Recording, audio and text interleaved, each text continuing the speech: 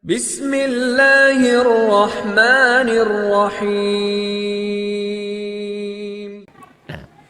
Atadruna ma aktsaru ma yudkhilun nas al-jannah? Apakah kalian tahu yang paling banyak memasukkan orang ke dalam surga? Yang paling banyak masukkan orang ke dalam surga. Apa itu? Maka Nabi katakan taqwallah wa husnul khuluq. Takut kepada Allah dan akhlak yang baik. Takut kepada Allah dan akhlak yang baik. Jadi kalau bicara akhlak ini segala-galanya sudah ya. Wali itu disifatkan dengan akhlaknya. Wali itu disifatkan dengan akhlak, dan akhlak itu muncul dari sini. Akhlak itu muncul dari dalam hati. Kalau hati kita bersih, hati kita lapang, hati kita luas, muncul nanti akhlak itu. Bahkan Nabi katakan innal mu'min la yudriku bi husni khuluqi darajata qaimin lail wa shaimin nahar.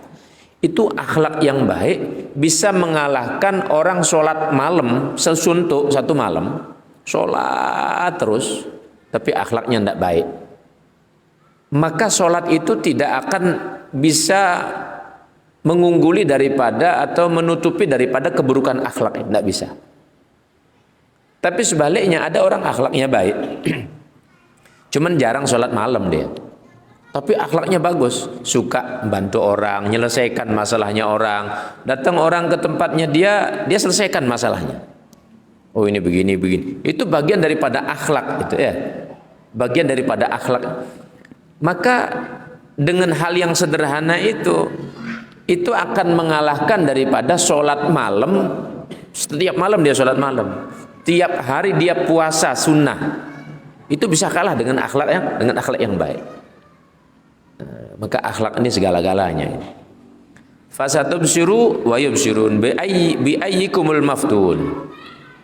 Ayat berikutnya berbicara fasatubsiru, maka engkau akan melihat wahai Rasulullah sallallahu alaihi wasallam. Wa yubsirun, dan mereka juga orang-orang kafir itu akan melihat. Di ayat sebelumnya kan Nabi dibilang apa? Nabi dibilang gila ya. Nabi itu dibilang gila. Nun wal qalami wa ma yasurun, Allah bela. Ma anta bi ni'mati rabbika bimajnun. Engkau itu bukan orang gila wahai Rasulullah. Mereka itu yang gila, kan Allah bilang begitu. Allah bela nabinya ini. Karena Nabi dibilang gila macam-macam. Maka Allah katakan ma anta bi ni'mati rabbika bimajnun. Engkau itu bukan orang gila. Fasatubsiru wa yubsirun. Besok engkau akan melihat di hari kiamat wahai Rasulullah, mereka pun juga akan melihat bi ayyikumul maftun. Siapakah yang gila yang sebenarnya? Nah, ini penafsirannya ada beberapa penjelasan. Ai bi ayyikumul majnun. Siapakah yang gila antara engkau atau mereka? Ya pasti mereka. Ada ulama menyatakan alba ba di sini adalah bi makna fi, yaitu majas. Di mana ulama menggambarkan bahwa siapa di antara kelompok, karena memang terbelah jadi dua kelompok saja, kelompoknya sahabat dan kelompoknya orang-orang kafir Quraisy. Apakah kelompok sahabat yang gila atau kelompoknya orang-orang Quraisy? Bi ayyikumul maftun. Ada lagi ulama menyatakan bahwa baknya ini bimakna ma'a, bersama. Maka di sini dijelaskan wal maftun huwa asyaitan wal makna ma'ayikum syaitan ma'al mu'minin amma al kafirin. Wahai Muhammad, ya tegaskan saja pada mereka, engkau akan melihat, mereka pun akan melihat. Sebenarnya yang bersama setan itu siapa? Mereka atau engkau? Nah, Allah tegaskan seperti itu. Nah, jawaban-jawaban seperti ini diberikan oleh Allah Subhanahu wa taala untuk mendukung nabinya. Karena memang namanya berdakwah itu tidak gampang. Namanya berdakwah itu tidak gampang, berat ya. Nah, baik. Sedikit lagi, inna rabbaka huwa a'lamu man dhalla an sabilihi wa huwa a'lamu bil muhtadin. Fala tuti'il mukadzibin waddu law tudhinu fayudhinun wa la tuti' kulla hallafin mahin hammazin masya'in binamim manna'in lil khairi mu'tadin athim. Inna rabbaka, sesungguhnya Tuhanmu wahai Rasulullah, a'lamu, lebih tahu, biman dhalla an sabilihi, siapa sih yang memang sesat daripada jalannya. Wa huwa a'lamu bil muhtadin. Allah yang lebih tahu. Ayat ini berlaku sampai kiamat ya. Maka kalau ada dua kelompok misalnya berseberangan, satu kekeh menganggap dirinya yang benar, satu kekeh menganggap dirinya itu sudah pada relnya, yang lain juga kekeh begitu, menganggap saya yang benar begitu. Allah yang lebih tahu siapakah yang tersesat, siapakah yang benar. Dan memang namanya keyakinan itu pasti mereka menganggap dirinya benar. Kalau kita ambil kelompok ya, ada Ahlus Sunnah wal Jamaah, ada non Ahlus Sunnah wal Jamaah. Ini masing-masing kekeh dengan keyakinannya. Mereka yakin betul, walaupun mereka bukan Ahlus Sunnah wal Jamaah, tapi mereka yakin betul itu yang benar. Dibela-bela sampai nyawanya pun lepas dibela sama dia. Nah, cuman nanti kan pengadilannya Allah yang menilaikan begitu. Yang benar itu siapa? Apakah mereka yang benar? Apakah Ahlus Sunnah wal Jamaah yang benar? Tapi mereka kekeh dengan dasar-dasarnya. Ya memang namanya keyakinan ya seperti itu. Dari zaman Nabi sampai kiamat nanti itu akan tetap berlaku begitu. Nah, sehingga kalau ada permasalahan yang kira-kira berat kita selesaikan, ya kembalikan saja kepada agama, pada syariat. Kembalikan pada syariat. Bagaimana sih tuntunan syariat memberikan solusi daripada satu permasalahan yang terjadi di masyarakat itu? Ya kembalikan saja kepada syariat. Kalau syariat bilang oh itu salah, ya salah berarti. Kalau syariat bilang oh itu benar, ya benar berarti. Nah, baik. Fala tuti'al mukadzibin. Wahai Muhammad Rasulullah, janganlah engkau taati orang-orang yang menjadi pendusta. Mereka orang-orang yang berdusta. Jadi ini menjadi sinyal. Tapi maksudnya di sini orang-orang musyrik.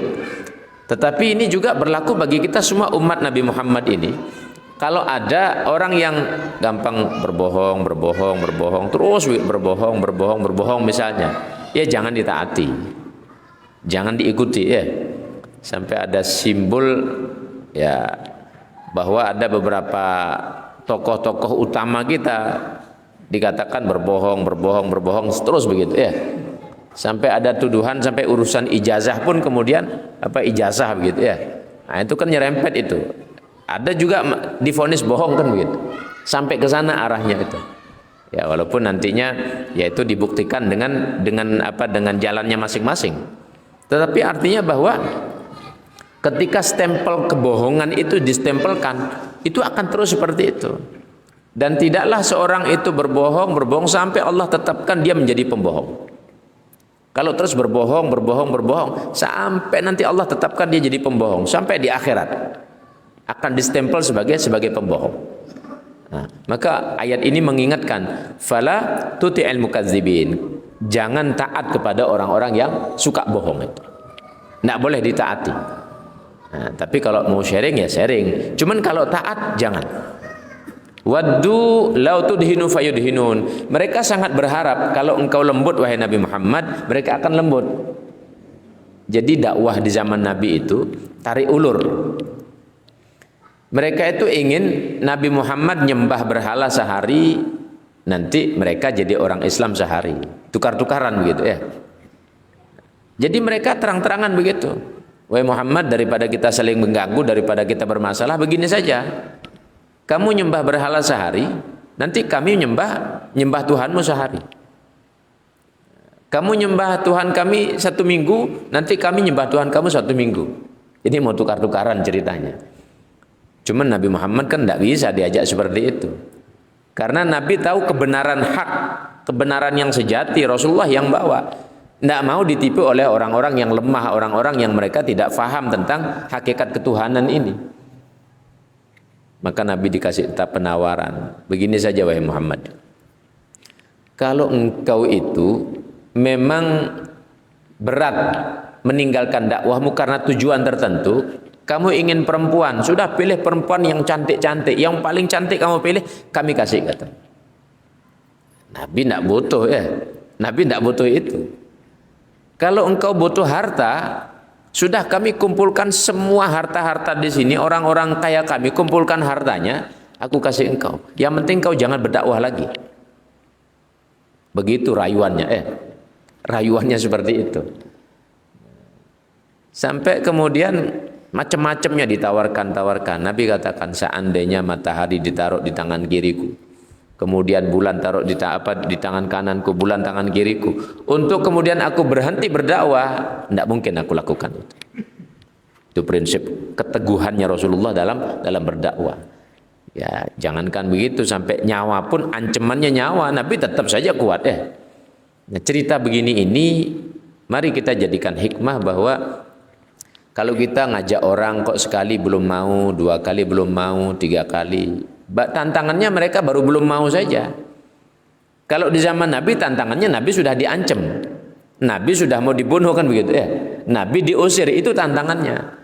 Kalau kita mau ngajak keluarga misalnya, nak sholat, misalnya istri, dek sholat misalnya, sekali belum mau, itu belum seberapa, tantangannya baru belum mau saja. Jadi belum seberapa, artinya lakukan lagi kan begitu ya. Diajak kebaikan tidak mau misalnya, ya ajak lagi. Kadang ada pertanyaan muncul begini, saya sudah ajak keluarga saya sekali, 2 kali, 3 kali, tapi tidak mau, ya sudah saya biari sudah. Loh, ngajak keluarga itu bukan sehari 2 hari, sampai kita mati besok. Kalau sudah roh sudah lepas, selesai ngajak ya. Roh ini sudah lepas, selesai ngajak. Tapi sebelum roh ini lepas, ya ngajak terus. Ajak terus orang berbuat baik. Jangan berputus asa, jangan patah semangat. Ya ajak terus. Nah, saya pun dalam berdakwah prinsipnya begitu di masyarakat. Ya selama kita memang masih ada sehat, kesempatan, ada kemampuan, ada biaya untuk kita berjalan, ya sudah bismillah. Kalaupun misalnya tidak ada sarana, ya kita minta tolong sama orang bagaimana caranya. Ya bismillah, tetap saja begitu. Karena tantangannya cuman belum ada. Tantangannya cuman belum bisa, tantangannya cuman tidak sehat, kan begitu. Kalau dulu tantangannya itu ancamannya nyawa, dibunuh, kan begitu ya. Itu tantangan dulu. Oke, kalau sekarang tidak seberapa tantangannya. Nah, sehingga pesan saya, namanya kita ngajak kebaikan ini, jangan sampai putus asa. Yang semangat saja ya. Yang semangat saja. Dan memang namanya ngajak kebaikan ya tidak gampang. Tidak gampang ngajak kebaikan ini.